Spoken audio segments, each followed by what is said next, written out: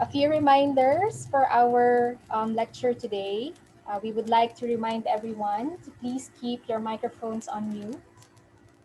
But if your internet connection permits, you may keep your cameras on. And the chat box will also be open so that you can put your questions in there. So I hope everyone is comfortable in their individual spaces. And before we start, I would like to check on Dr. Grace Han for an audio check. Dr. Grace? Can you hear me? Yes, Doc, I can hear you. Thank Super. you. Okay, let's hope I don't get a brownout in the next 2 minutes.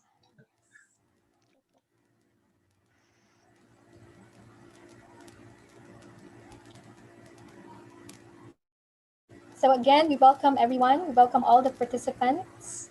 And as we are about to start, we would like to invite everyone to prepare the space for today's lecture. Please get settled in any way that is possible for you in your individual spaces. Let us all remember to also bring and carry the children and the adolescents in our care into the space of today's lecture. Thank you.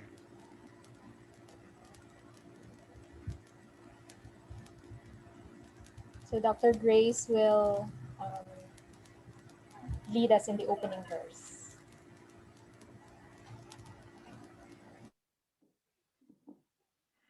Sa liwanag na nanggagaling sa kaitaasan ng mundong kalawakan, na dumadaloy ng malakas tungo sa kaluluwa, nawa ay lumitaw ng malutas suliranin ng kaluluwa, katiyakan ng pag-iisipan sanlibutan. Sa pagtuon ng kanyang mga makapangyarihang sinag, gisingin ang pag-ibig sa puso ng tao. Good afternoon.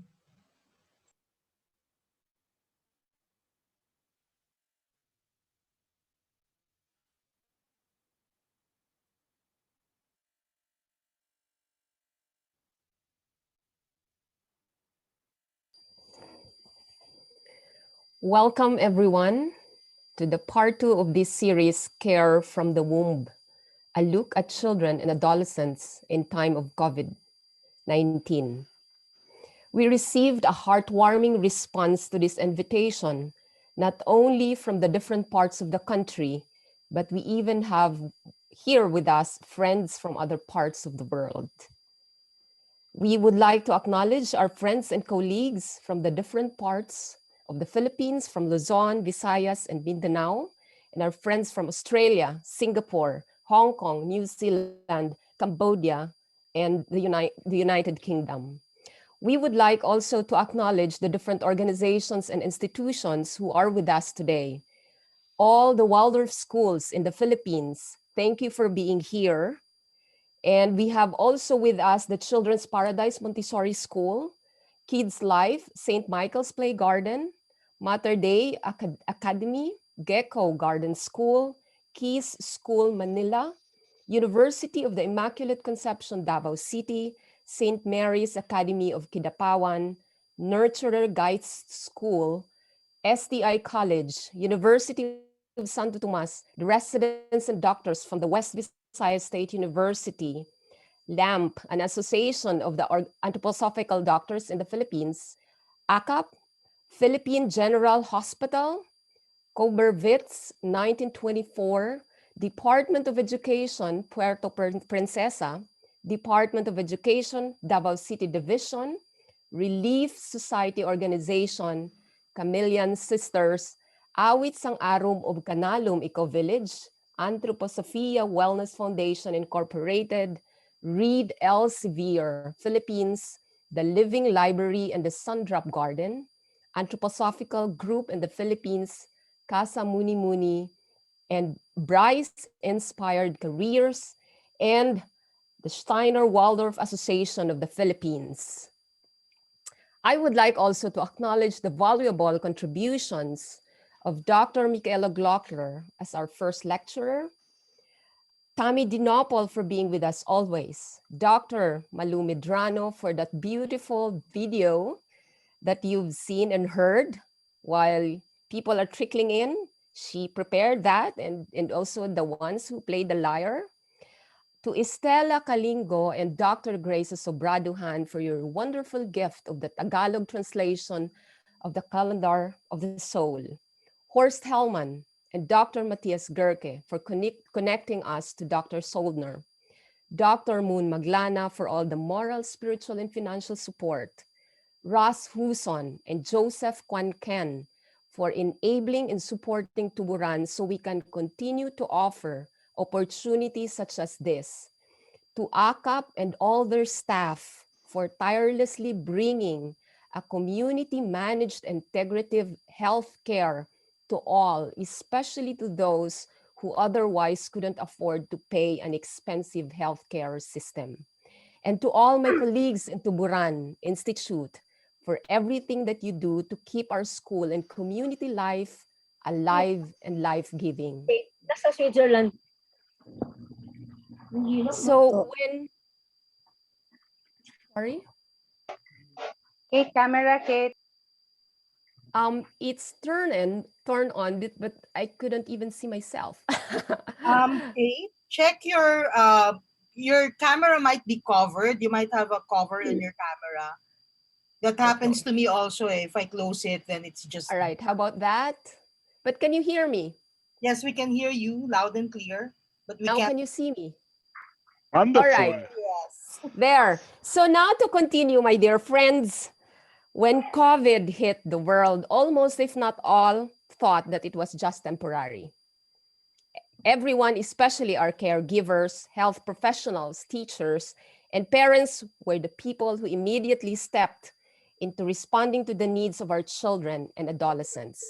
And let me express my deepest gratitude to all of you here who were there from the very beginning and continue to be there, giving hope, inspiration, and strength to all the children and adolescents under your care.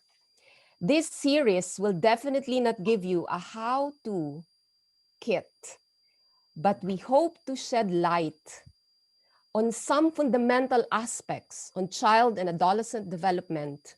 And we hope that through this, we will be able to awaken in us our own will to heal and our own inner forces to respond to our own personal and institutional circumstances. Now, before I will introduce our speaker to you, I want to leave you with this. Valerie Kaur, the author of the book See No Stranger, wrote in the first few pages of her book these words: "What if this darkness is a womb, not a tomb? That we are actually called to birth something that will define the next phase of the planet and humanity. And it can only be done through what she calls revolutionary love." To help us further imagine and sense our children and adolescents, we are happy and privileged to have with us today Dr. Georg Soldner. Dr. Soldner was born in 1958 in Munich, Germany. He is a pediatrician and was for 3 years executive physician in the pediatric outpatient clinic for naturopathy at the Technical University of Munich. Since 1990, Dr. Soldner is a member of the executive board of Medical Seminary in Germany. In 1994, he co-founded the medical group practice in Munich, where he mostly treats chronically ill children. Dr. Soldner was vice president for the International Federation of Anthroposophic Medical Association for 7 years. He was member of the executive board of Physicians Association for Anthroposophic Medicine in Germany. As editor of the Journal for Anthroposophic Medicine, he is responsible for all articles about anthroposophic medicinal products. he has co-authored a standard textbook of anthroposophic homeopathic extended pediatrics and a comprehensive pediatric guidebook for parents. Since 2011, he is a member of the Commission for Anthroposophic Medical Products at the Federal Institute for Drugs and Medical Devices in Bonn. Mr. Soldner is project manager of the Vademecum Anthroposophic Medicines and has published more than 90 articles. Dr. Soldner is the current co-leader of the medical section of the Goetheanum in Dornach, Switzerland. Friends and colleagues, it's an honor for me to introduce to you Dr. Georg Soldner. Thank you, Kate. Dr. Georg. Thank you. Very kind. Well, so I will begin. Is that all right? Okay.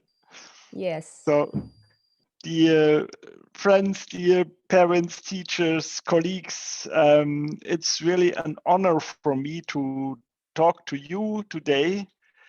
It's only possible by Zoom, but on the other hand, it's possible by Zoom, maybe so we can connect all the islands, or not only on the Philippines, and me. And I will try to give an introduction today after my talks with colleagues in the Philippines about the situation there. I was asked especially to talk about the situation in the lockdown, in the COVID year and COVID situation, COVID crisis. And I think then will be also time to answer questions. I've got a lot of questions from your side, and I will try to cover them in my presentation, but I'm also open for your questions by the chat. We have in all 2 hours now. And first, I want to share some slides.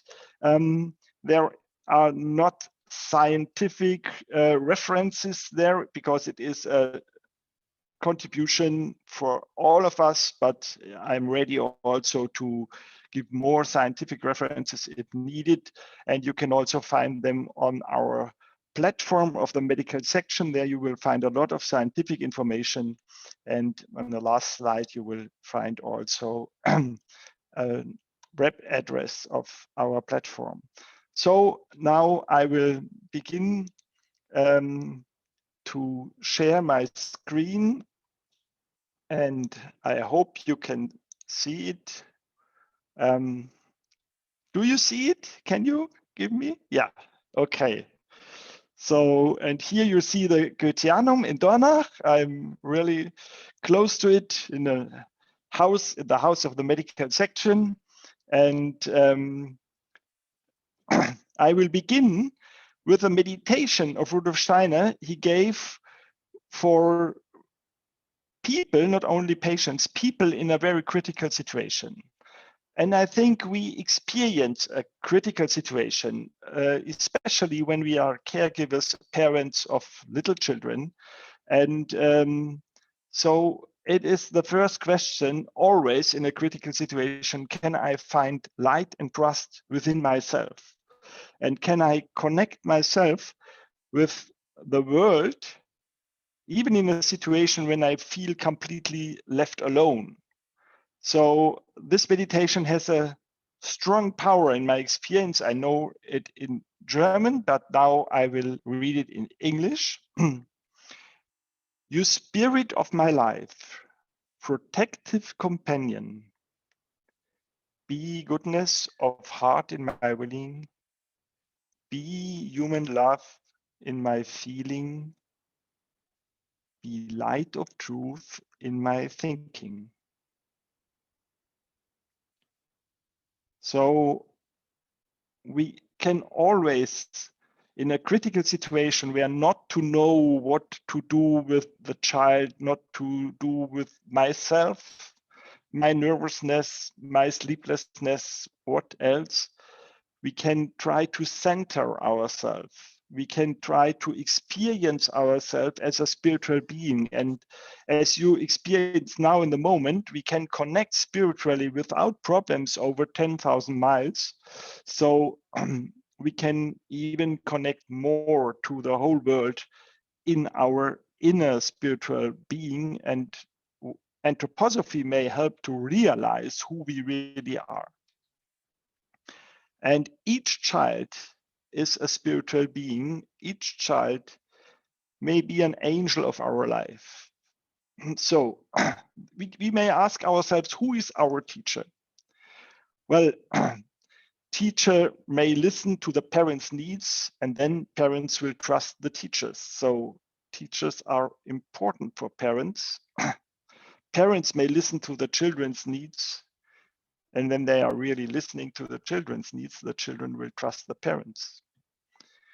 Children's needs will become our teachers, and we will learn to trust the child's heart and their true spiritual being will accompany us, the spiritual being of our children. And I think that's very important, that we are aware what makes sense in our life.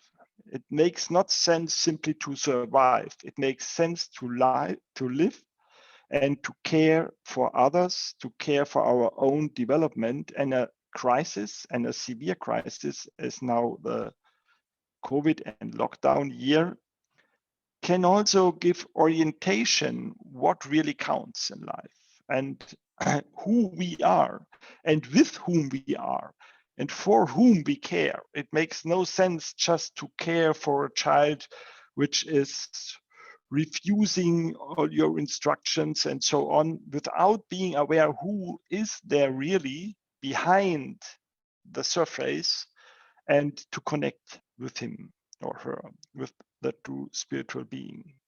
So this, I think, is the most important guideline. We all are teachers for the other. When we look to the experience of the people now, we should be aware that pregnancy is the most important moment in our life. It's the moment of arrival. How is the welcome when I'm coming down to earth, when I'm coming to my parents?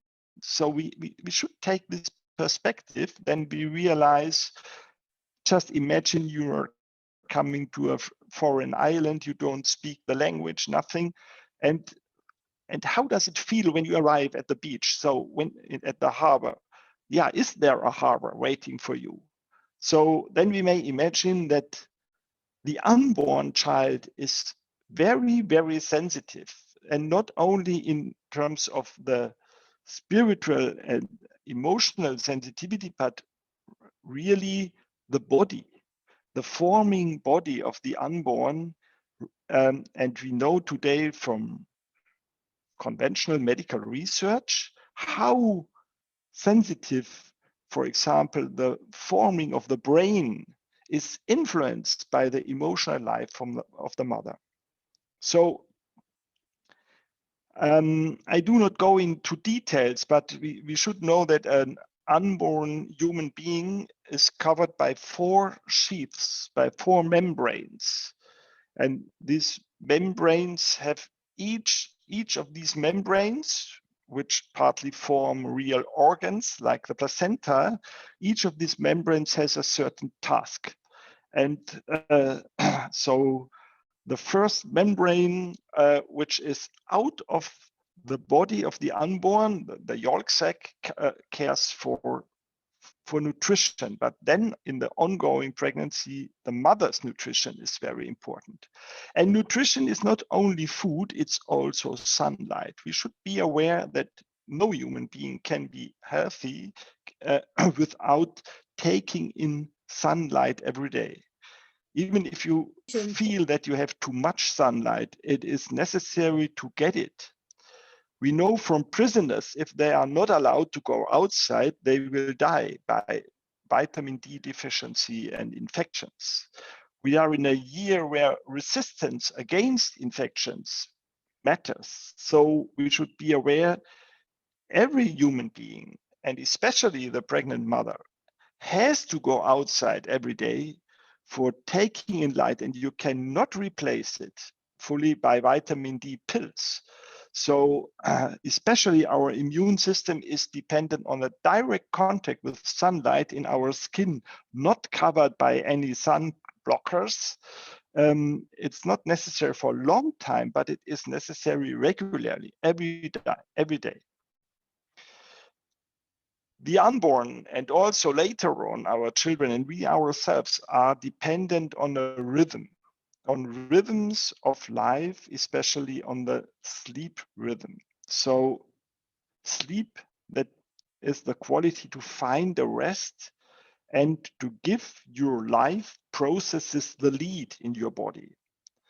So especially in pregnancy, it is a very important question that the pregnant mother can find time to rest.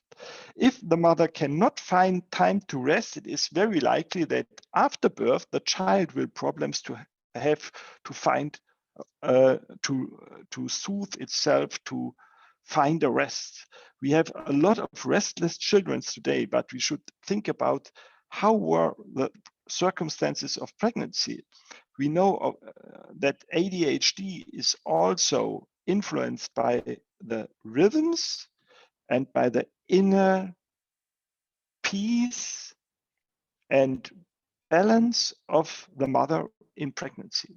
So we should enable mothers to find their rhythm and to find a rest every day, which is necessary in this time. Each unborn child is connected with the mother by the umbilical cord. So this is also an organ which connects inside, outside, which enables us to breathe and which enables the unborn to move in the mother's womb. And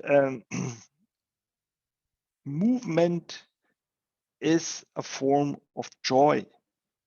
So movement and joy are very closely linked to each other. Even if we are not allowed to leave the house, we have to care for the joy of movement.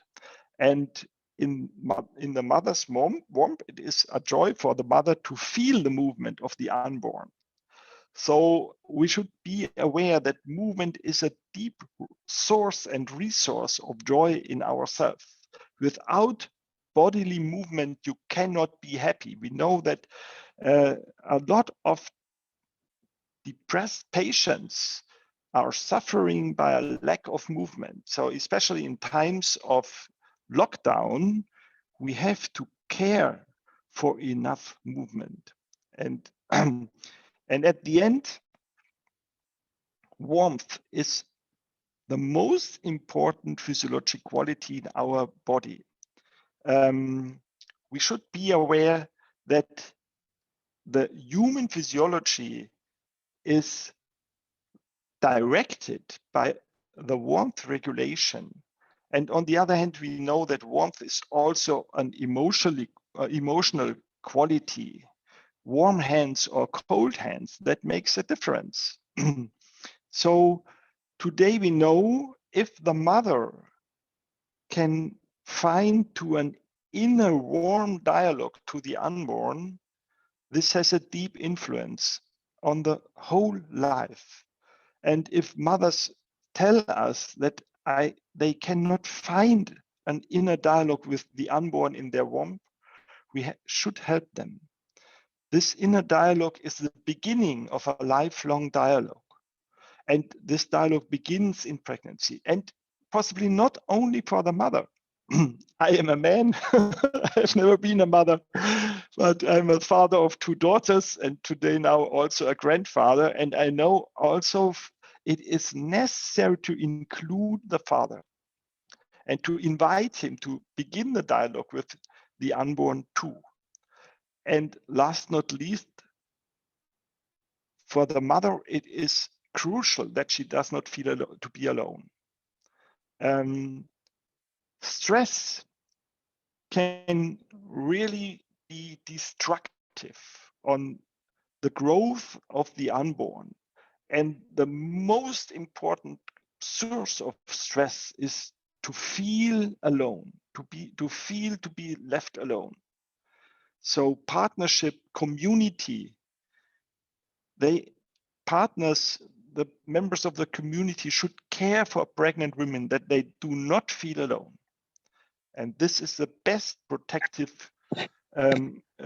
influence on the children too, on the unborn children too. When we're talking about birth, we should be aware that we are going through several births in our childhood. Childhood is not only one birth. So the physical birth means that now the body is physically separated from the mother, but it is only physically separated. A newborn child is completely dependent on the relationship to the mother and caregivers. So no life process in the newborn is working for itself without a close relationship and you may say even collaboration between the newborn and the mother. Think about breastfeeding, and we know all what we know today, how important is breastfeeding for the microbiome, for the brain function later on, for protection against infections and so on. So at the end, it takes about 7 years that the life organization of the child becomes stable. So if we have a healthy child, a healthy development, that means after 7 years, a child can digest all normal food. After 7 years, a child should be able to sleep on its own, even in another house than the parents' house, and so on, that the child has its own life rhythm internalized from the life with the parents and caregivers and educators. So these first 7 years are the 7 years when a child really internalizes its own life organization, which we call the etheric body in anthroposophic medicine. And that means we have an own living body, which is not identical with the physical body. The physical body is transforming. The physical body with 7 years is completely transformed from the physical body of the newborn. Even substantially, the substance of the physical body with 7 years is very different from the substance of the newborn. But the living organization is now also, after 7 years, should be internalized, a little bit becoming autonomous. And so the child becomes now able to transform living processes more and more as a basis for own learning and thinking. And so the school readiness is dependent on the biological development, because it takes about 6 to 7 years until children are really able to visit school. In that sense, we understand school as a focused learning with a teacher, and so different from a kindergarten.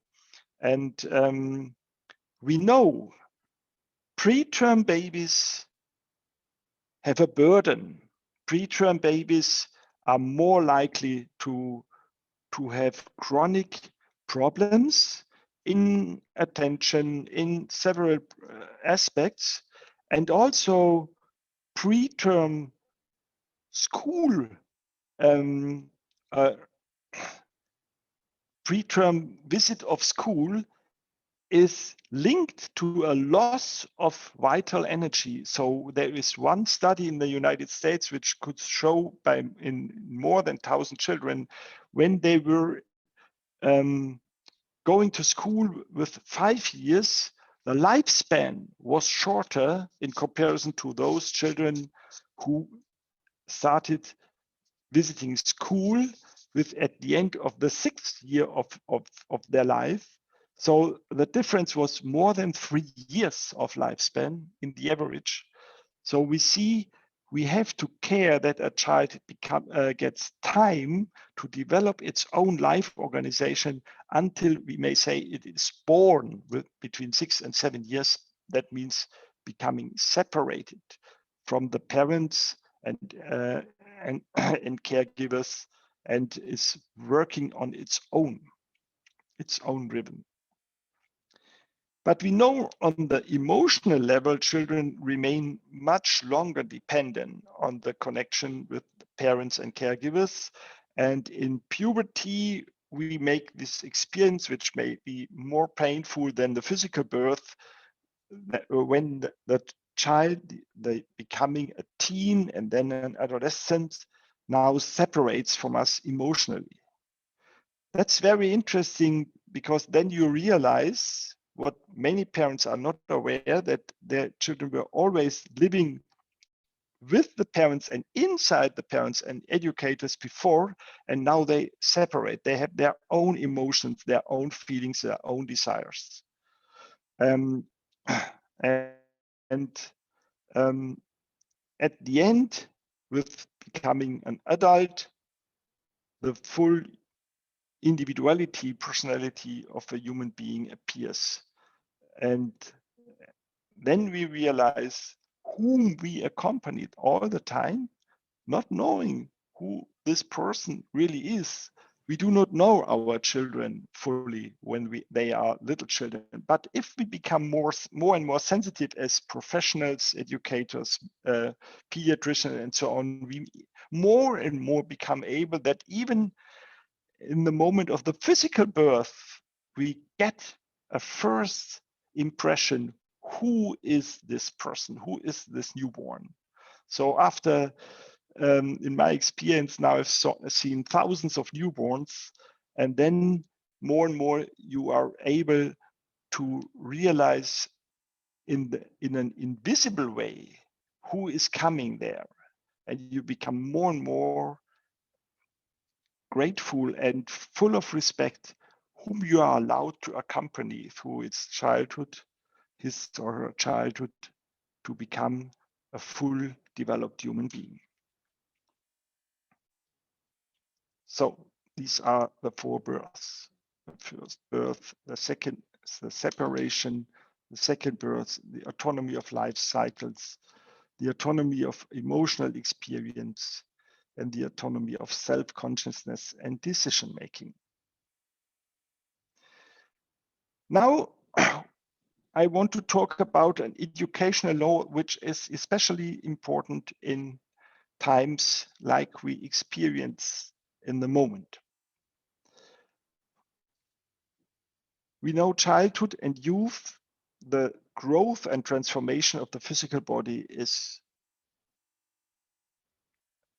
in the center of our interest, that because we feel responsible as parents, as educators, as pediatricians, that the child can go through a healthy development of its own body. But the genetic influences, the pure physical influences, are not really the most important for a human being. It is more important the life rhythm, the sleep time, which is so crucial for the development of the physical body, so that at the end we may say the parents' care and the educators' care for living rhythms, for the rhythm of day and night, for a good food, for a good nutrition, and so on. That's important. So we can say not our physical environment is the most important for the physical body's growth and transformation, but the etheric, the living environment, which we have to care for. And when we are looking on the ability of children to find a rest, to fall asleep, which is so often a problem today, we realize also by clinical studies that our emotional life is the most important influence on the development of the life organization of the child. We are now not talking about the physical body, but the living physiologic processes, and all living processes are organized in forms of rhythms, and that our child can find a good rhythm in its life, and that means also a stable health, our emotional life has a deep influence. So it is important that we as caregivers can become able to stabilize our emotional balance. And this is very much dependent on our social connections. So it's also a question of community building. If we have tensions between father and mother, grandmother, and so on in the family, in the community, this all has an influence on the child's own rhythms. And many children having problems to fall asleep or waking up in the night very often are suffering by the tensions, the unsolved tensions and emotional problems of the parents and of the family. And last not least, the emotional balance of our children and young people is dependent on our own spiritual awareness, attitude, and spiritual trust and truthfulness. Truthfulness is very important. If we are not honest, if we are not really saying the truth in the form which is adequate for the child's age, the child will lose its trust, especially after the 9th year of life. So especially the older children and young people, they are really checking what is true in our life and what is true in our statements and where do we fail and where at the end we are lying. So, and this inner spiritual balance and life and courage in ourselves has the deepest influence on the emotional development of our children. So this is what Rudolf Steiner said is the educational law, that we are aware that the higher level, you may say, in yourself, so the spiritual level is higher than the emotional level. The spiritual life in ourselves has a deep influence on the emotional life in our children. The emotional life in ourselves has a deep influence in the living processes of our children. And the way we manage the living rhythms in our life has the deepest influence on the physical body. So wherever we have problems with the child's behavior and or what are the problems in the children, we may not seek the solution or search the solution on the same level in ourselves, but on a higher level. The consequence is education is self-education. And education happens in the form of life cycles and awareness on biological needs. Education is based on human relationships, on community building, awareness for emotional needs, and education needs a regular inner spiritual life and awareness. Awareness of who you are and who am I.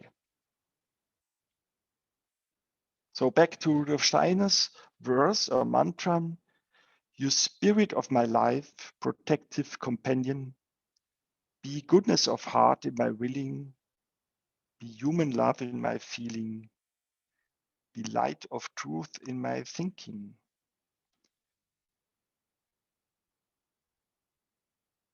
I had spoken about stress reduction in pregnancy. You may remember, it's just written down here, what I've said before.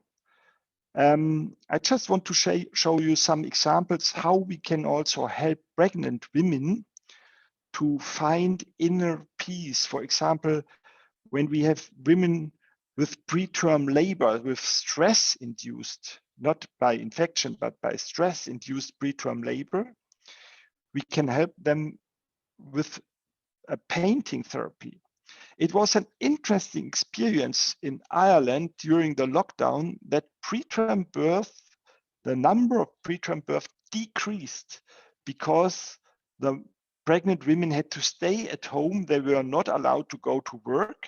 They had to stay at home in the home office. And in the home office, it was easier for them to find a rest in between, to find their own rhythm. And it was in one region of Ireland that the number of preterm births decreased by 70%. If you know that, and especially of very early preterm babies, and if you know that this causes, at least in Europe, the greatest burden in pediatrics, the very preterm babies, then, and there was an always rising percentage of preterm births in the last 30 years in Europe. And then we have 70% less. That means that our normal restlessness in the world of before COVID is also a problem. Not only COVID is a problem, but the world before COVID is also a problem. We should not come back to the world before COVID. We should transform this world into a world after COVID, which is different from the world before.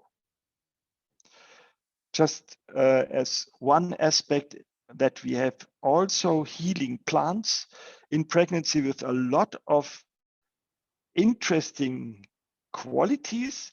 They can strengthen our vital forces. Biophyllum can strengthen our vital forces. It can calm down our emotional life. It can enhance the rhythm of sleep and relax the muscles of the uterus. So we have also herbal medicines. And one herbal medicine I want to present to you, which can be manufactured quite easily because it is for external use. This is a composition of lavender, rose oil, and a potent metal of gold. Lavender oil, the smell of lavender oil is calming the soul. Lavender oil it enables us to find a rest, or also to fall asleep, to overcome nervousness and anxiety. The rose oil is strengthening our inner spiritual presence and our spiritual activity in guidance of our emotions. And the gold, I show you also the Chinese symbol for gold. There it is a wonderful symbol, I think, for what gold is. This really is a metal which represents the presence of our inner eye, of our inner spiritual being on the one hand, and the sun forces on the other hand. Gold is a metal with a warm and wonderful sun-like color, and it is in a homeopathic way part of this composition, aurum lavender, which is an ointment I can recommend for pregnant women, for all those parents feeling nervous and fearful and depressed, and also for all children from the age of, let's say, 9 years on.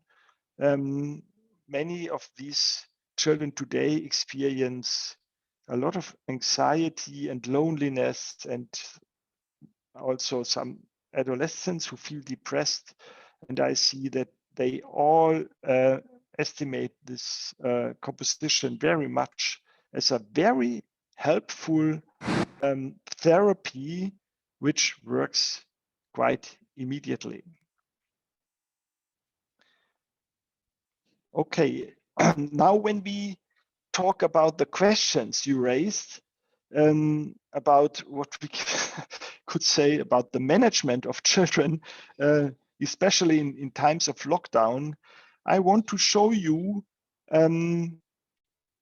one aspect which I learned in this way by Adam Blanning, a wonderful doctor in the United States who works with children and also children with special needs. And I think this is very helpful that we think about our senses, because senses and sense development is very important in the first years of life. As you know, the first 3 to 7 years of life are the most relevant years in the development of our senses. And we have two different qualities in our sense organization. One is leading outside to explore the outer world. With the sense of vision, with our eyes, we may even explore the whole universe. With the sense of listening, we have a wide circle around us. We can perceive. The sense of smell is a sense more for the closer world, and very, very important, for example, for a little child to get orientation. And the sense of warmth is very specific for human beings, we know. And I had told you how important warmth is. But in a time where we all are looking to screens so much, we should be aware that the sense of vision is a sense which leads the soul out of the body, really to connect with the outer world, even to the stars. But that means also you take the soul out of the child by the sense of vision. And in mother's womb, the sense of vision is not active at all, because the unborn child is fully engaged in building up its own body, in embodiment, what is also our normal activity during sleep. And so we may see that the sense of vision also is extremely the opposite of finding a rest and fall asleep. And we should care that this sense is not overstressed. And on the other hand, there are 4 senses, very famous in world of education, but now you see the polarity. When you touch another person, this is done by yourself. There is no experience of touch when you are not doing it. You can produce it by yourself, but you cannot produce what you see. With your sense of vision, you are completely dependent of the outer world and what is presented to you. And if you are looking always to screens, you become more and more dependent on what is presented there. But the sense of touch is activated by yourself. You can activate it. Touching another human being, touching your child, or vice versa. And so you are not dependent from the outer world completely. You can become active. The sense of touch is leading what is out of you in your inner world. What is called the sense of life is completely dependent on what is happening in your own. So when you have eaten something, the sense of life means that you now feel satisfied by your meal, that you, or if it was something you do not tolerate, maybe then the sense of life gives you the feeling, oh, this was not a good food, or I even have pain or something else. So it is a sense of well-being. It's also a sense of pain. Normally, as a medical student, you are learning only about our sense of pain, but you should be aware that the first and the most important quality is the sense of well-being. There is no well-being in your body without a sense of all the living processes in ourselves. And think about to become tired. The sense of life is also a sense that you become tired. And it is so important that children learn, if they are tired, that they now to take a rest is a good thing. And so we have to teach the children that they become more and more able to realize what they feel by the sense of life, which is also a sense of well-being. The sense of movement, I spoke about the joy we experience when we are moving around. This is coming of a sense of movement. The sense of movement is very, very important for our well-being. And without movement, well-being really is not possible for children. And last not least, and very specific for human beings, the sense of balance.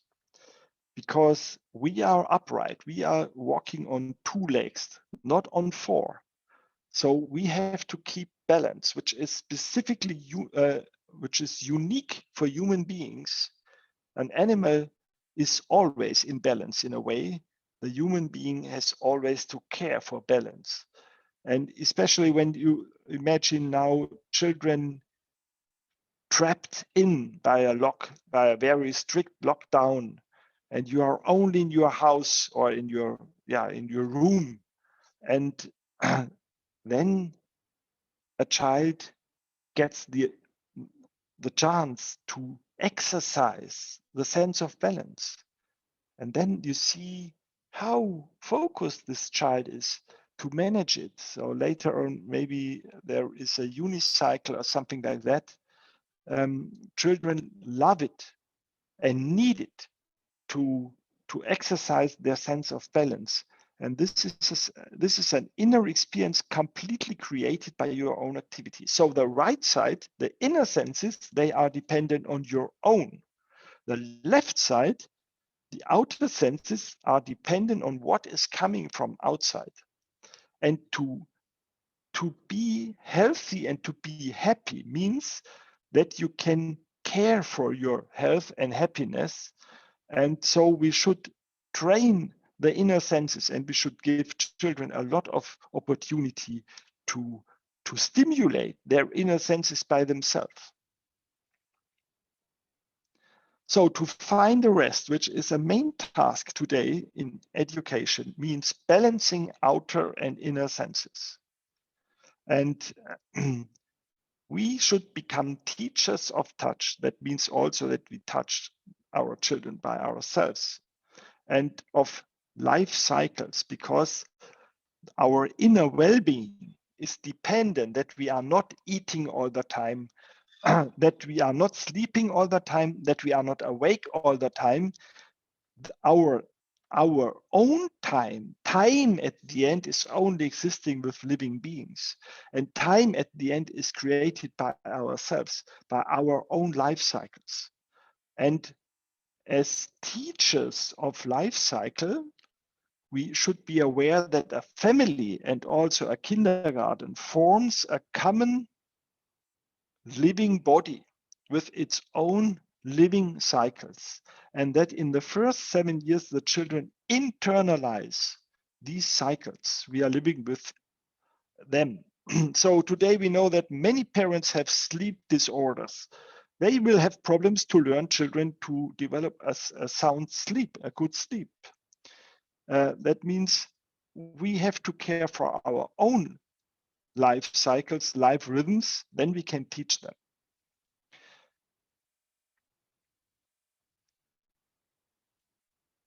In critical situation like we are going through in this time, we should always have the right priorities.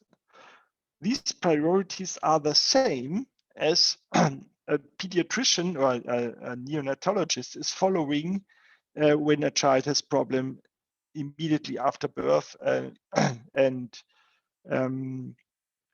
we know there in all hospitals of the world there is a strict priority. First the warmth, then the breath, then the circulation, and then nutrition and what else.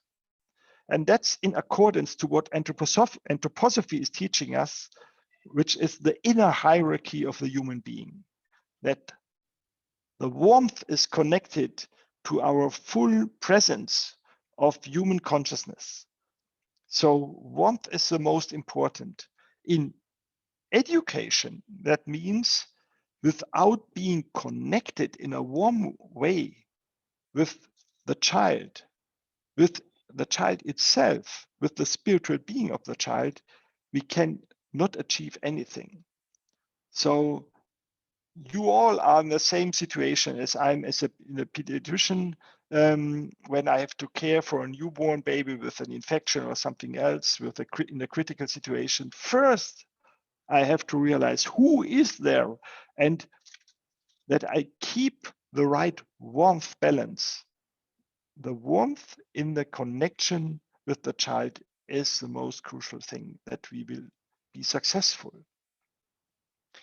And then the breath, that means this interplay of sympathy and antipathy, which is normally happening the whole day. There is a harmonious situation, and then there is a disharmony. And that's normal. There is fear and anxiety, and then again, well-being and happiness. So this is normal, and it is like the wave of the sea, or like the wind. We should be able to move with the wind and not always build up resistance against it. So breath, and then rhythm I was talking about, that we all can expect when the meal is coming, that we all know now is no time to eat anything, that we all can expect now it's time to go to bed, now it's time to get up in the morning. This is difficult in lockdown times with children in puberty and adolescence, that they lose the rhythm. And there we can give a lot of help if we care for a good rhythm, especially in these times. Where is the child? I think this is a very deep question. I have thought a lot about it. And I realized more and more we have to take, in a very literally way, the message of spiritual science, that the human being is not identical with the physical body. So in the moment you connect with me, it is about 10,000 miles between us, and in a way you may say you are here or I am with you. And my message is children are not really separated from parents and caregivers. And this on 3 levels.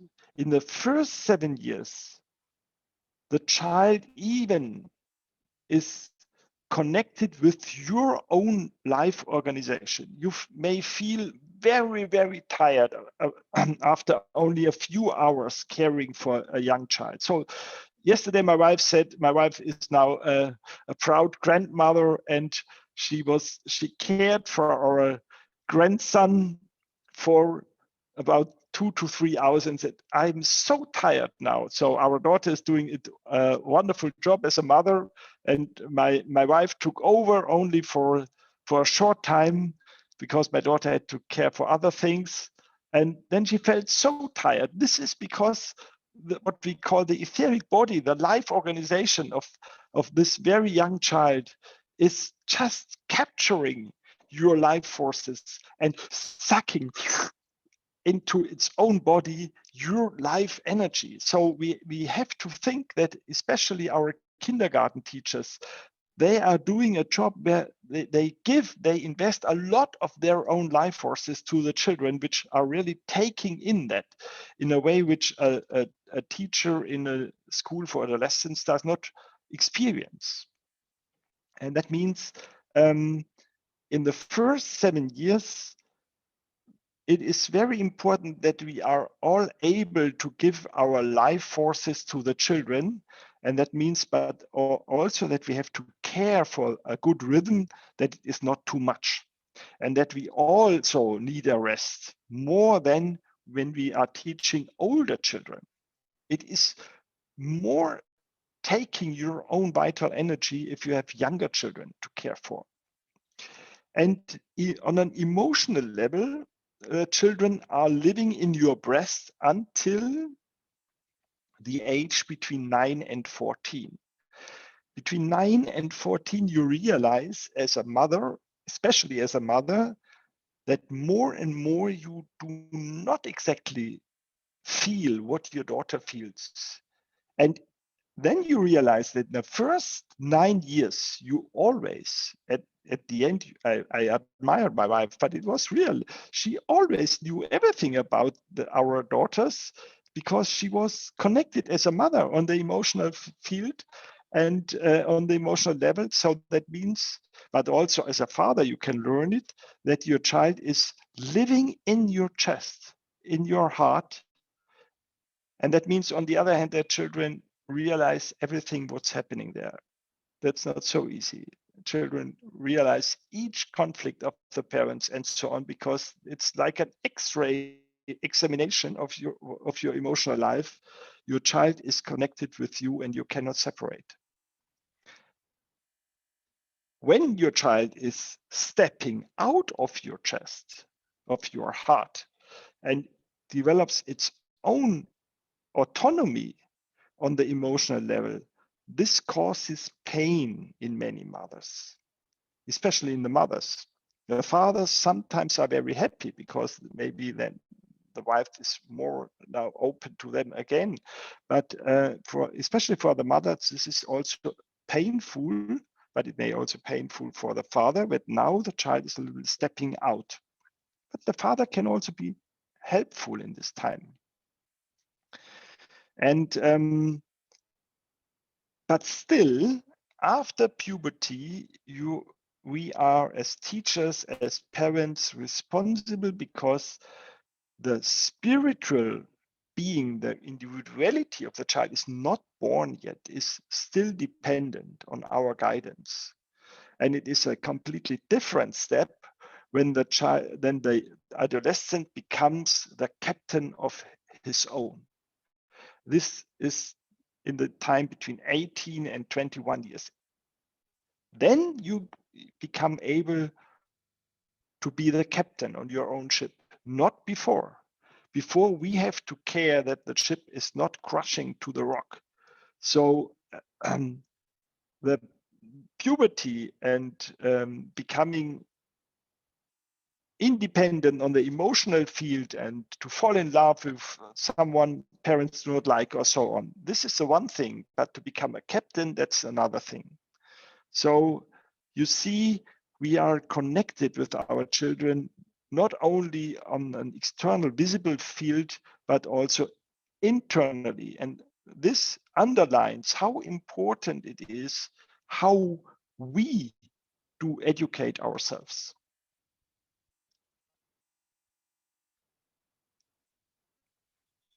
You spirit of my life, protective companion, be goodness of heart in my willing, be human love in my feeling, be light of truth in my thinking.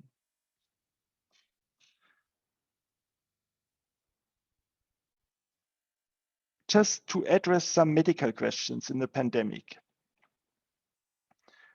Who is at risk in COVID-19? Children are not at risk.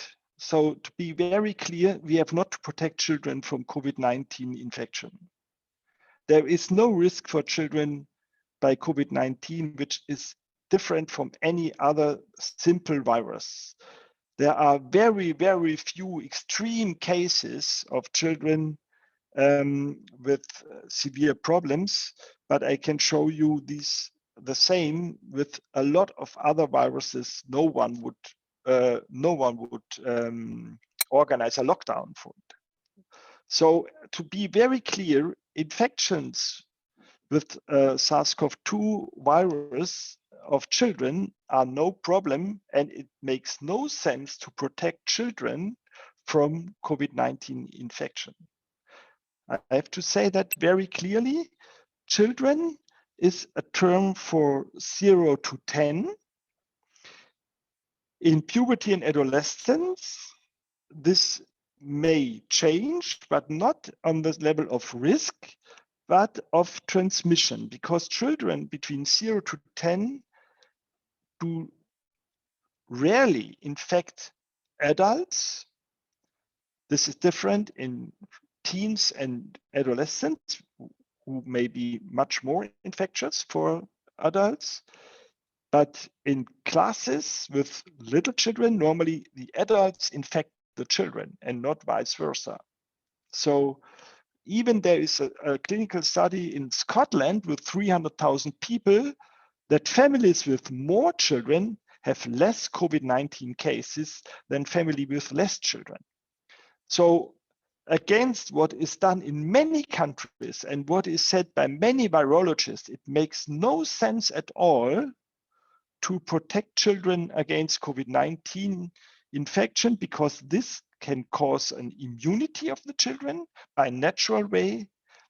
I have also to say very clearly, there is no vaccination tested for children yet. So there is no COVID vaccination licensed for children.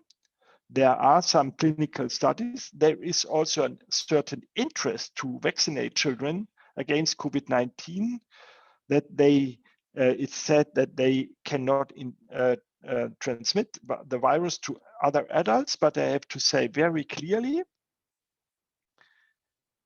we do not know how long the protection of a COVID-19 vaccination will last.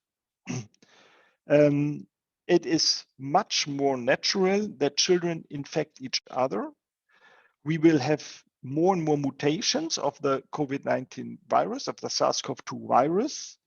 And a natural immunity is more flexible to protect us also against mutations of the virus than a vaccination-based immunity. So because I say that also because there were a lot of questions. COVID-19 vaccinations are new on the market, very different types from China, from Russia, from Europe and United States, using different techniques. At least 5 techniques are available in the moment.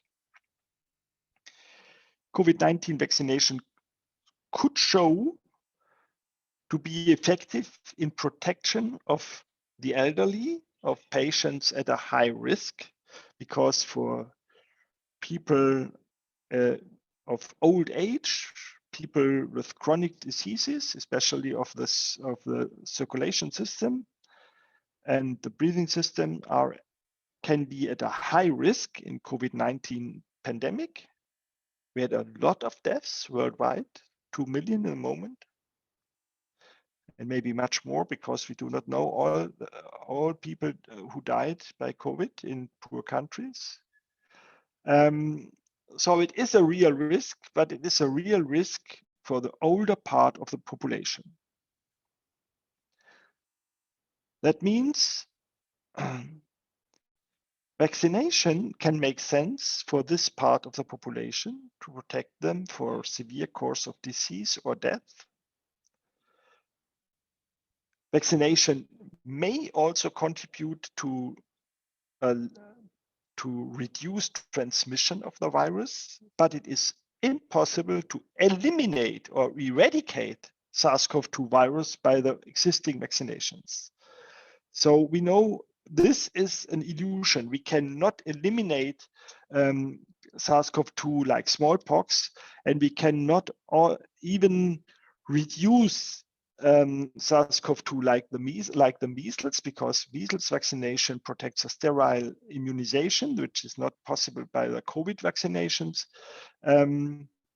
So we have to live with the virus, and we have to protect those who can die or develop a severe disease and post-COVID syndrome. But on the other hand, we should leave the children out of these campaigns. The children can cope with COVID-19 without problems. Even teens and adolescents can do it. But they can be infectious for their teachers, so we have to protect the teachers. Teachers are much more often infected than normal people, up to fourfold more, so we have to protect the teachers. But even the risk in the family is not very high with little children. I told you, little children may even protect their parents because they emit only a small dose of the virus, and this can be the immune system can cope with it. So we should not have fear in our dealing, especially with little children. And masks make no sense for little children.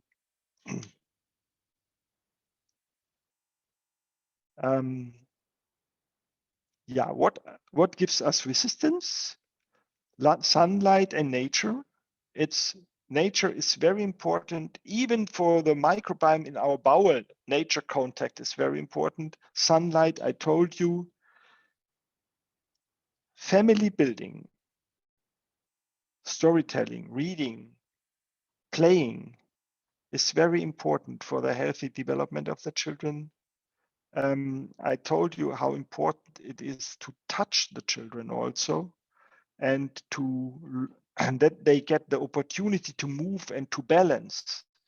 And if they are not allowed to go outside, we should organize even a small room that the child can move. Parents are lost without other parents. So we have to build community of parents, even if it's only possible by Zoom dialogue. But I think normally it should be also possible to form parents communities, and that we can also, if the institutions are closed, the teachers in the institution can introduce the parents in children teaching as a little community. And no one should be neglected and left behind. The inner spiritual practice of the parents and educators is a reality for our children. If we are doing meditations, if we are feeling confidence, our children who live with us and in us realize that.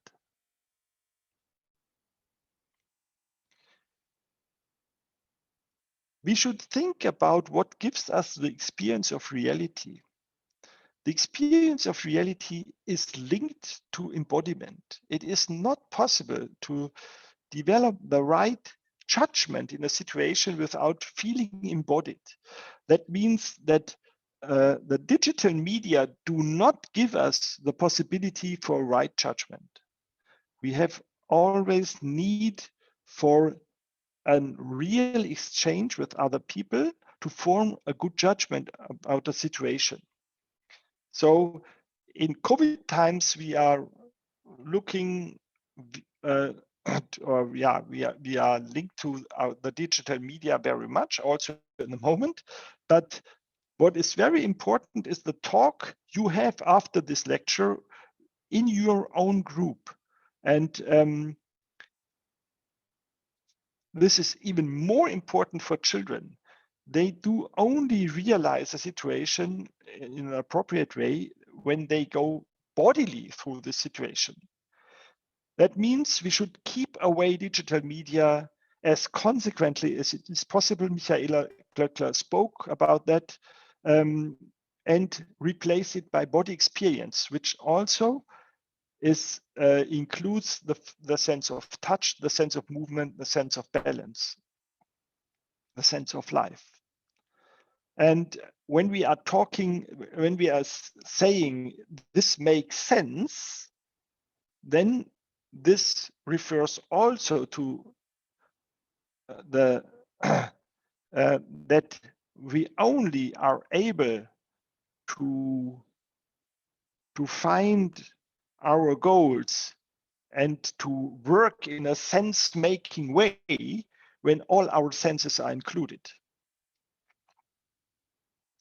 Lockdown times are times to build a house, to care for the house in a much more active way, maybe than in normal times, to care for beauty in our home. Beauty is so important. We know that the level of violence and the level of restlessness can be lowered very much by beauty, by arts, by music, by singing. Music and singing has a direct influence on all those children who are hyperactive, who are not impulsive, not very sensitive to others. So we should practice singing music more than in other times. It's also important to overcome fear and anxiety. I showed you the painting in pregnancy. Painting with children is very important, sculpturing, especially in this time. We can also teach children household competences so that children with 10 to 12 years should be able to cook a meal for the family. And so we can overcome this challenging situation, not only surviving, but learning a lot, which maybe we did not to the same extent in a so-called normal situation. Even playing theater is possible in little rooms. Children love to do it, and it gives a lot to do to prepare the performance. The teachers should keep connection to the parents, and especially to those parents who have problems to connect themselves. And parents can need a lot of instructions how to play with children.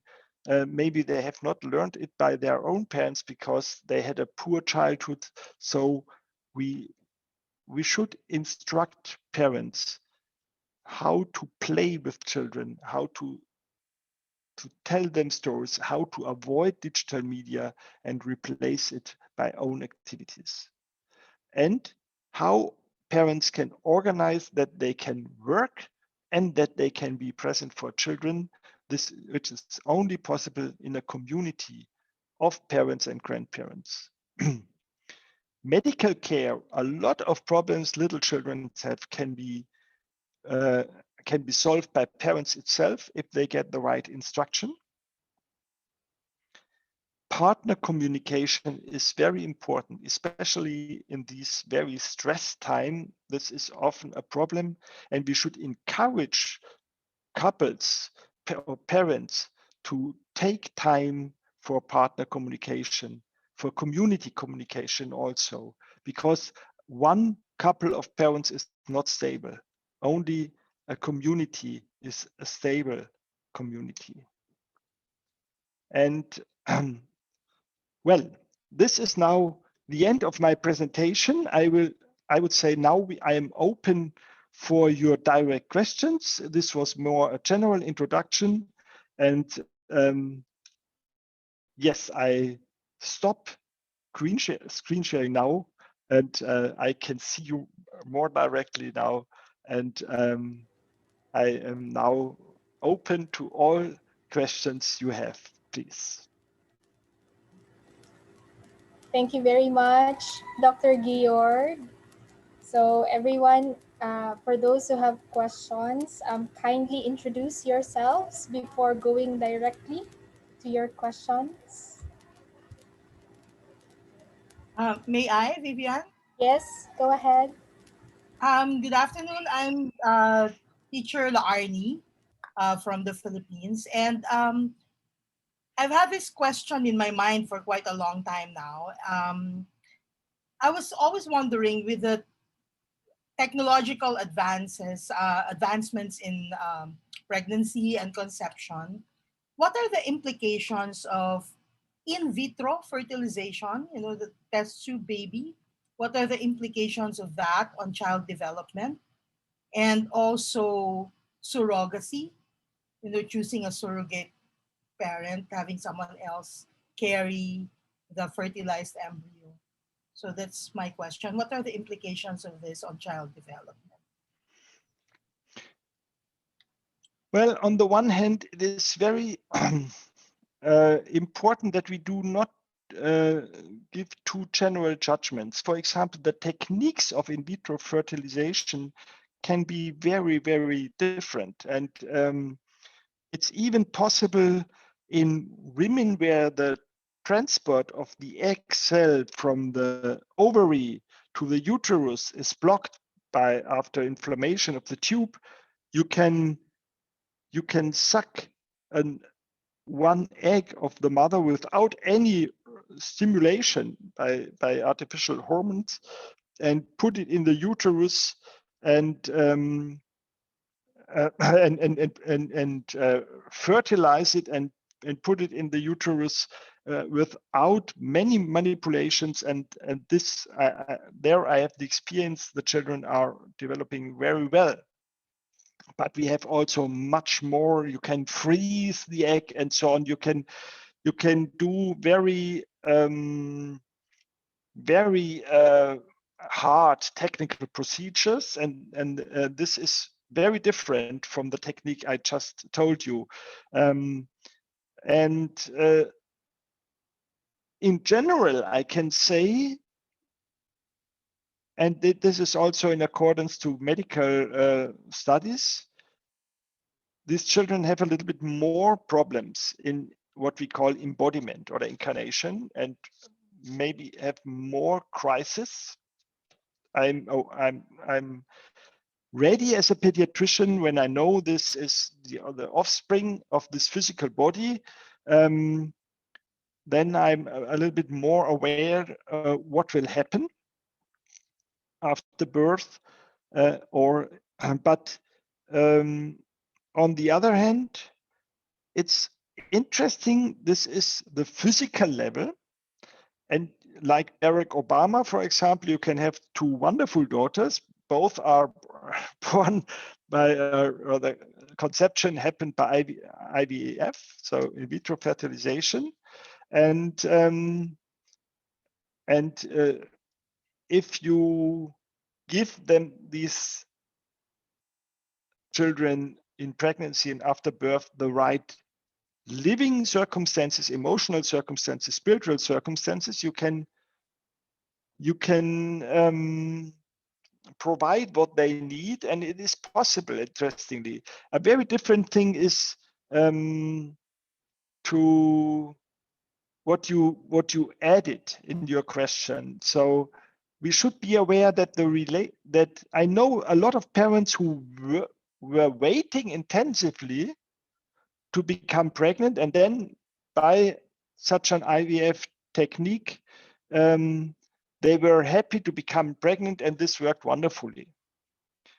But if you now doing what you said, that another woman has to be pregnant with my child or something like that, this causes problems. This causes deeper problems. So the beginning of your journey on the earth is a certain human being, and there is a choose of the unborn to go to this woman, to these parents, and we should be very aware of it. And so I have to say very strictly that I do not support this let's say business.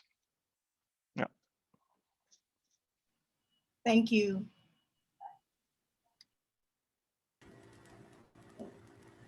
Thank you, Dr. Georg. Thank you, Titala Arnie.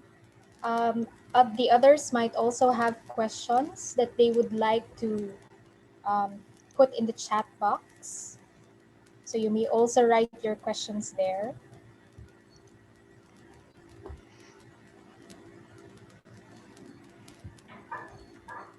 Hi, this is Sujata. I have a question for Dr. Georg. First, thank you so much. This has been an amazing, your inputs have been amazing, have been very, very helpful. In relation to Laarni's question, what about in the situation of adoptive parents? For those that adopt children, whether as infants or whether they're a little older, in the context of parental guidance, Is there anything that needs to be emphasized more in the parent's relationship with the child versus caring for your own natural birth children?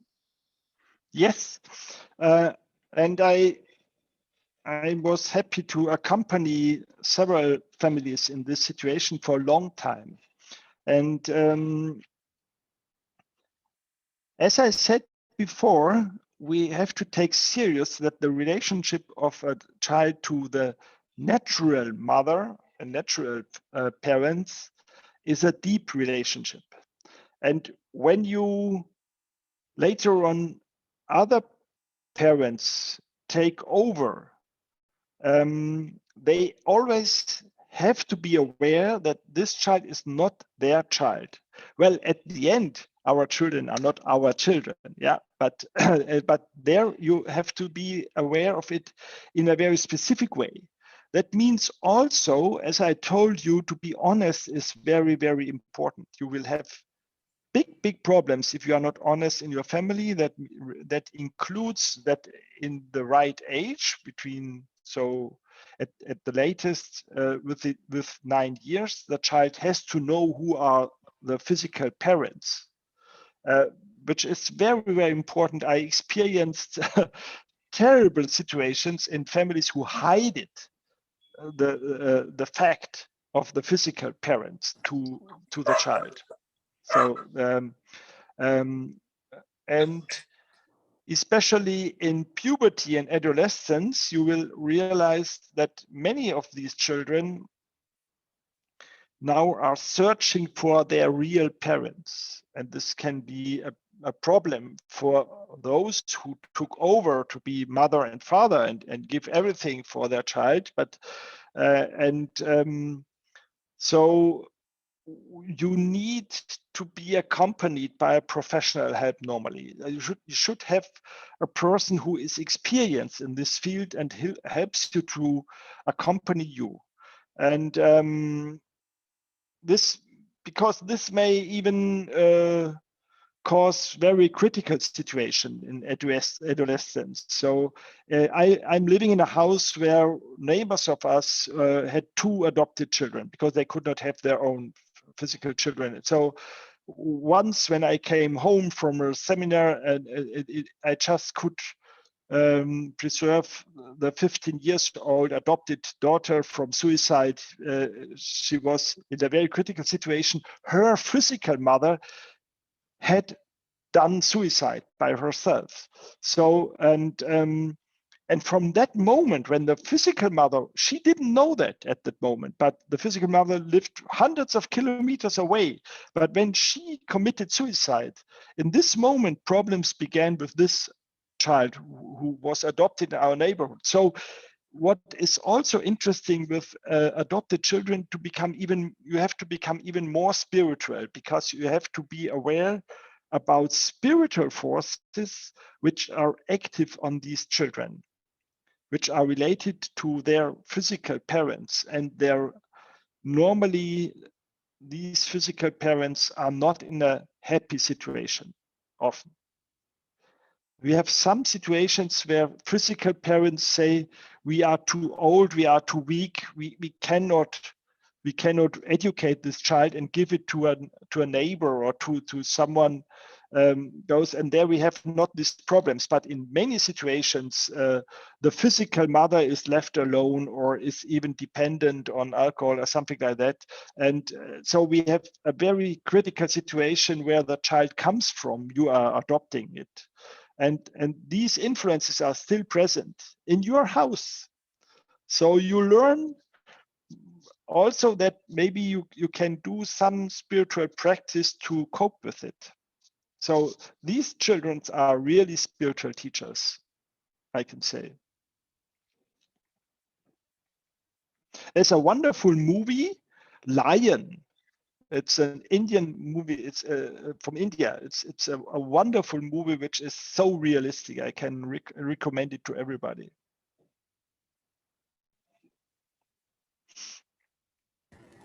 Thank you, Dr. Georg. It's only Yeah, there's a request in the chat box to, yes, there you go. for the title of the movie. We have sensed that most of the questions have already been answered and included in Dr. Georg's lecture. But if there are still other questions that you might want to bring, please unmute yourself and bring up your question. In the chat box, I've seen two questions. One is about artificial insemination or getting pregnant by choosing an anonymous sperm donor. And the other question is still related to vaccination. Is it safe not to vaccinate the kids from COVID? Sorry, now there was a background noise, so I did not really get your questions very, maybe not exactly. So the last Yes. question was COVID-19 vaccination. Is it Yes. safe? What? To not vaccinate the children from COVID. For the children, it's safe. So I realized that you may have wrong informations on the Philippines. So first, in the moment, no vaccinations is licensed for children. And secondly, there is no risk for children by COVID-19. Children are not at risk by COVID-19. And who tells you that is telling you wrong things. So, and we should be also as pediatric professionals be very clear. You will always find one child in your country, maybe even died by COVID-19, but this child has this problem, that problem, that problem, that problem, this, and may also have died by another cause. But for all normal children, COVID-19 brings no risk.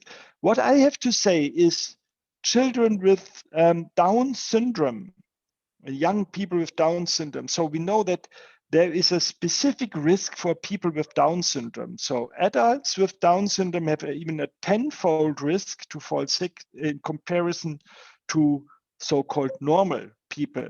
So we will identify some groups where at least vaccination of young adults makes sense. So 2 days ago, one patient of mine, she is a young woman with Down syndrome, now 19 years old. She had leukemia 5 years ago. So 2 days ago, she was vaccinated. And in this case, I said yes, because here is a specific risk for COVID-19. And she is an adult now. And the vaccine is licensed for her. She had fever this night, but she is doing well. I just phoned with her 2 hours ago before our lecture. So, so there are specific groups, specific illnesses where COVID vaccination may make sense, and we are learning about it. But for children and adolescents in general, it is safe not to vaccinate. Yes. Dr. The other Georg? question I did not get. Sorry. Yes. Um, the other question was about artificial insemination. Yes, but I think I answered that Mhm. before. Yeah. Yes, yes. And another question, Dr. Georg, is the is the COVID vaccine alive or a dead vaccine? All COVID vaccines are dead vaccines. We have the Chinese one, or one of the Chinese ones, the first one, Sinopharm, which is an inactivated vaccination, like many other conventional vaccinations against diphtheria and so on. And we have the new vaccinations, mRNA vaccinations and vector-based vaccinations, which are working that way that after introduction in the human organism is forced to build a protein which is part of the code of the virus. and then the immune system is part of our digestive system, that our immune system now has to digest this protein. And doing that, we develop immunity. So this is a new technique which is practiced with animals for years, but now first time with human beings. And there you have to know, especially young people show strong reactions: fever, pain, headache, fatigue for a few days. And older people normally are tolerating it better. But very old people with very weak life forces may even die earlier after this vaccine. So there we have to be aware that we never should vaccinate a person who is not able to digest the vaccination. So we, in contradiction to what is said by the authorities, I would say, as a doctor, you have always to examine your patient at least briefly if the patient is now right for vaccinations. And I know open for ready for vaccination, I wanted to say. So one colleague of mine who was very stressed, so exhausted after 1 week of working in a hospital, and then he was 55, and then he did COVID vaccination, and the result was he was 4 weeks sick, and he had to undergo surgery 3 days later with an acute inflammation of the tonsils and so on. And he had underestimated what it means to undergo this vaccination. This vaccination is like surgery. It's a procedure and requires the full energy of your organism. And if you are not ready to do that and to give a rest, then you should not undergo vaccination. So this is not a very nice vaccination. It's a quite strong effect. And we can also accompany it with natural remedies. But the most important is to be aware that this. Maybe we have an echo now. So to be aware that vaccination is always a deep impact you have to answer. Yeah. Dr. Soldner, sorry. Another question in the chat box. Can we predict what damage this generation of children may have had in the lockdown, with lack of socialization, lack of outdoor exposure, and being with peers? How will this affect their biographies or future health?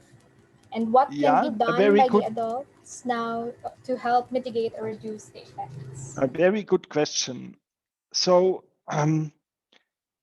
in general, I have to say, if you meet people who did not experience a serious crisis in their life, they are lacking a deep human experience. So to suffer in a way for a certain time is part of education to become a human being.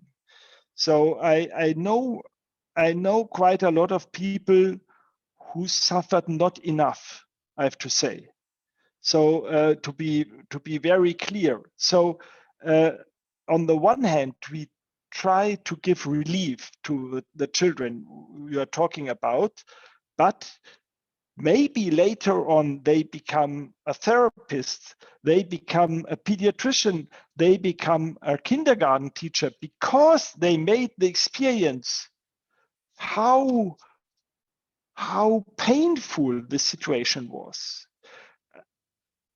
To tell you a very personal story, I had wonderful parents, but it was after World War II.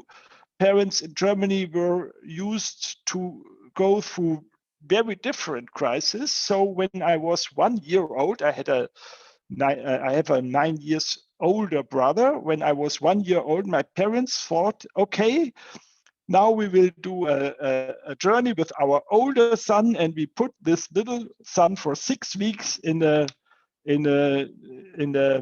care unit where little children can be given to, that parents can travel. So So I was separated from my parents for 6 weeks without any explanation. I was 1 year old. I think this was a very deep shock in my life. So and then my father came back, and I didn't want to go with them, and they were shocked. So from that moment on, I had a wonderful childhood. I had wonderful parents, but later on, I became a pediatrician, and I'm just always dealing with little children. And one of my most important topics to talk about parents and about connecting with the children.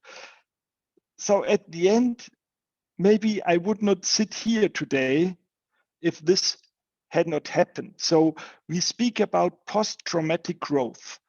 And that means it is not wonderful that our children experience this situation.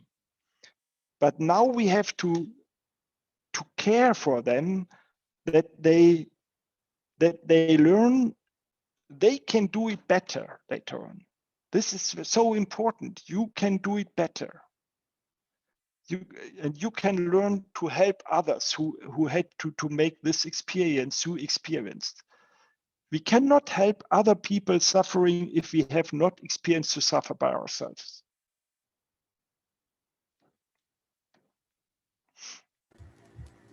Thank you, Dr. Georg. There are still 2 questions in the chat box. One of them is COVID-19 environment, particularly during lockdown, introduced a feeling of fear of dying. For families who actually have death happen in their family, how do we care for the children? Yeah. So it is a question we may a little bit take a wider scope. That means how to integrate death in the development of a family, because you have grandparents, you have relatives, so death will happen by accident, by COVID, by age, what else? And for me, the basis, the access to anthroposophy was the spiritual experience in my life. Then when I directly realized that death is not the end of the human existence, and to be able to connect with to be able to connect with people who went through the threshold of death is a fundament for me in my life. And so it is important that we learn as adults to connect with the dead, and that the dead are not dead. And then you become able to overcome fear and to teach children how to connect with the dead. Because for children from 3 to 8 years, it is not difficult. For them, it is like more a sleeping person, or a person in a world which is close to us. And it is more a problem from 9 years on, because with 9 years, you separate from being always connected. As I told you, you begin to separate from your parents on the emotional level. And the first time that you experienced deep loneliness, the first time you experience, I am an individual, the first time you experience that I will die too, my mother will die too, my father will die too. And now my wonderful grandmother had to die by COVID, for example. And you feel deeply alone and sad and separated. And in this age, but in general, in this age, with 9, 10 years, we have to be very sensitive and look, can we find a dialogue to the child, especially in the evening hours, when the child can tell me what she feels, what he feels, and I can answer out of my experience, and I can reconnect the child now. And also what we are used to practice in religion means reconnecting. So even if you are not practicing a traditional religion, you have to do what religion did and does, namely to reconnect ours who are living here on the planet with all the others who are on the same journey, but you cannot see them in the moment. We are on two banks of the same river.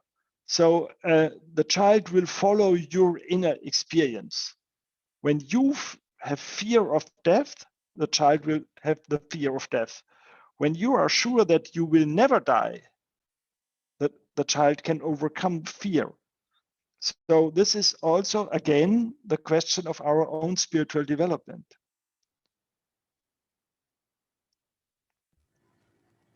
Another one, Dr. Thank you so Georg. much. You mentioned something about the need to be honest. If a 7-year-old child is asking about his father, of whom he knows nothing about, should we let him know that his father knows about him but has no interest at all in him? How can we protect the child from this painful truth? So the mother is alone. She is the educator. The father is absent completely. Is Yes. that right? My right understanding? Yeah.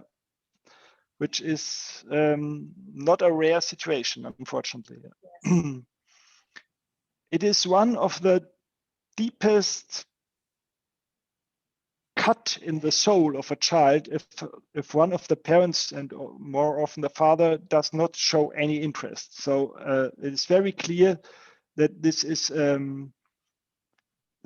painful situation and a reality.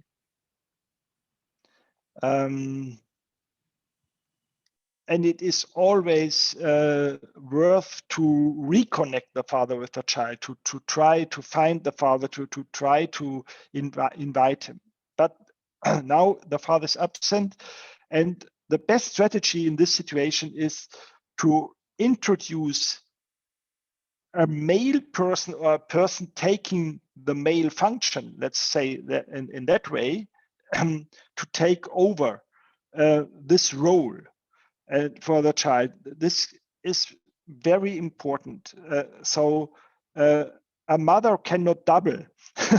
So you should invite another person, and if there is no one in the family, maybe there is one in the community who takes the role, and this is the best solution I found in my experience.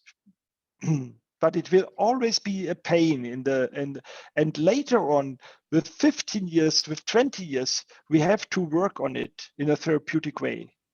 You will never forget that your father showed no interest. But should we tell the child? Sorry? Does the child have to know that the father has no interest?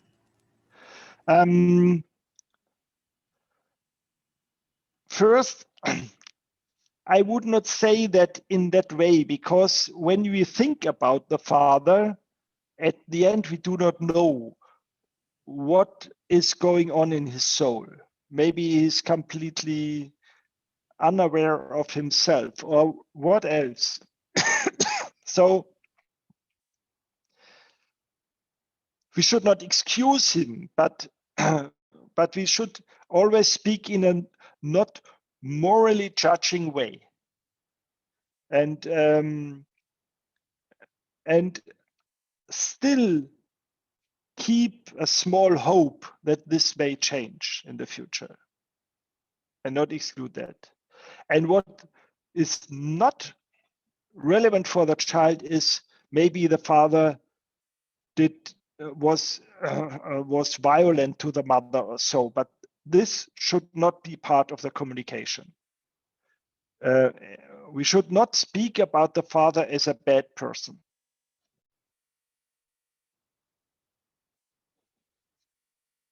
Because I say that not only to protect the father or because I'm a man, but But if you say that your father is a bad person, that means at the end the child understands a part of myself is bad. So we should be very aware that each child identifies in a way with the father. So if you say this terrible guy, especially to boys, if we are talking about a 7-year-old boy, and you say your father was he nearly killed me. I'm talking about real situation. The boy will feel depressed and will feel, oh, I'm the son of a bad man. I'm also a bad boy. So there we should be aware of the consequences. Yes. Thank you. I was asking that in behalf of another parent. Mm-hmm. Single mom Yeah. myself, and I raised my daughter believing that her father was a good man. Well, eventually it backfired when she found out everything, and she's guilty of lying to her. But well, she's an adult now, and well, she's dealing with it. But Okay. parent asked me about it, I was not sure about what to Yeah, say to her. That's why I asked yeah, the question. yeah, Thank you very much for your response yeah. and your time. Thank you. Thank you, Teacher La Arnie. Dr. Georg, I think we have another space for one last question that I see in the chat box. Um, let me. Uh, this is from a social worker, Gina Metran. She said, I am caring for sexually abused Good children. quality. 60% of them are victims of incest. What should be emphasized in taking care of them, or what intervention could really help them in their healing journey? Well, the question of sexually abused children, which I think is a very important topic in the Philippines too, is a very sad chapter in what we are talking about. The best protection of the child is a good relationship of the parents. And an awareness of the child on all levels we were speaking about. Also, I was speaking about in my lecture. So, what opens the way to sexual abuse is a neglect. Is a neglect that you become unaware of some things maybe you do not want to be aware because you have problems in your own history, or you feel completely overwhelmed by what you have to manage. So at the end, the first protection is awareness. Awareness, because each child will change its behavior when sexual abuse happens. Even by sexual abuse may even happen by older children. Sexual abuse may happen with an uncle or so, but sexual abuse may also happen by their own father. And we know also in a form of sexual abuse by mothers. So so it's always a question of awareness of the partnership quality and of the child, and also as a doctor, I have to say that I had to learn it. We and as kindergarten teachers today, I'm often speaking with professionals in this area. In Germany, we have special trainings how to recognize it. So and I would say you need to have a special training to recognize sexual abuse in children.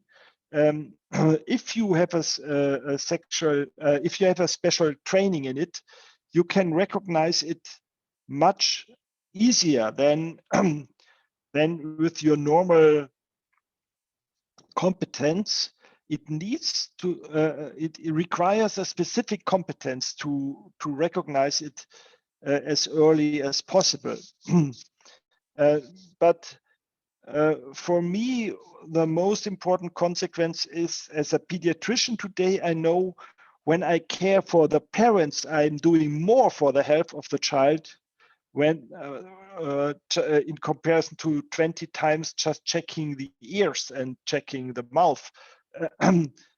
So to take time for the parents is very important, also to protect children from separation of parents, from sexual abuse, from all these consequences. So it is today is my first priority when in as a pediatrician to care for this.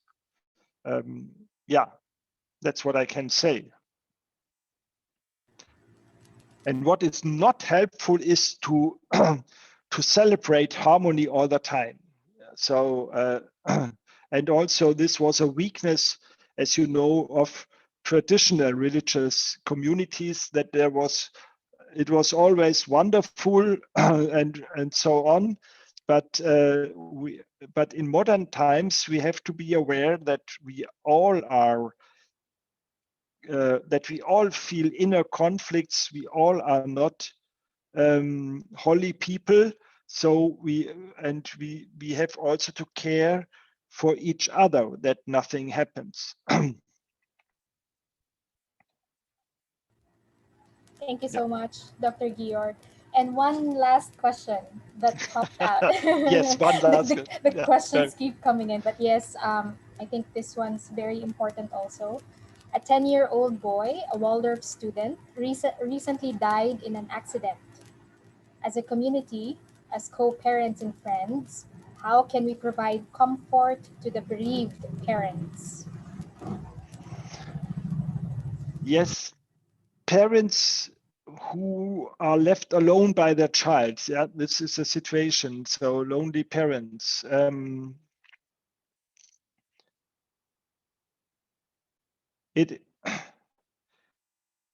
We have specific groups of parents who experience the situation and later on help other parents to cope with the situation. I think this is one way I experience can be very helpful, because there are many parents who experience the situations in this or that situation with a sick child or accident. So this is a very traumatic situation. We can provide by anthroposophic medicine. We have really also helping medicines and helping talk. What is the most important is to reconnect with the child which died or who died. That it is not destroyed or completely dead. And and to think about this child, to reconnect with this child, may help you to realize that the wish of this child who died by accident, who went back in the spiritual world, is not that to see the parents sad all the time. So so then when you become able to separate from the dead body and to reconnect with the living soul, then you become able to overcome your grief. And later on, even so, I experienced with parents who had exactly this experience. Later on, they became able to help others, but it needs help mostly in the beginning more for the mother, maybe later on more for the father. The father normally is not able to show the full experience so in the same way as a mother, but may develop also severe illness or something like that. So we should care for both parents. And what can be very helpful is arts, that the parents form something, a sculpture or painting for the dead son in this situation. And also the community, that you express your grief, but also your connection, your love in an art craft. This are only some hints how to cope with this situation. Yes, now we come more or less to an end, and I have now also other obligations here, but maybe there's some left. Dr. Georg, there's another one. I see another one. And I've been told we can take this. And this will really be the last. Okay, Because, yes, I believe because you. of the time. Yes. So in case schools are allowed to go on blended learning, which means partly remote and partly face-to-face, and or fully face-to-face, what safety measures must we keep in mind, especially for teens who are living with family members who are ill? Yes, for teens and adolescents, the risk to get infected and to infect others becomes more and more equal to adults. It's a quite so between 10 and 12 years, there is a change. So when the school reopens, there it makes sense to talk about how to wear a mask correctly, how to keep distance, how to wash hands, how to keep hygiene instructions, and they are also able to do it. What we criticize is to force 5 years old children to wear a mask, who are not able to do that, and they even spread more infections by an incorrect handling of the mask. So this makes no sense at all. But for teens and adolescents, if the situation is as you told me, and if the ill person at home is not vaccinated or protected, then and vaccinations do not offer a full protection, but more or less a good protection against severe illnesses. And so, but in this situation, you can give this instruction. What you should know is, in all outdoor situation, infections happen 19 folds let's say, in indoor situation, infections are 19-fold more likely than outdoor. So schools should think about to replace indoor teaching by outdoor teaching as much as possible. So in outdoor situation, the infection risk is very low, especially if you have a good sun quality, because coronavirus is killed by sun rays.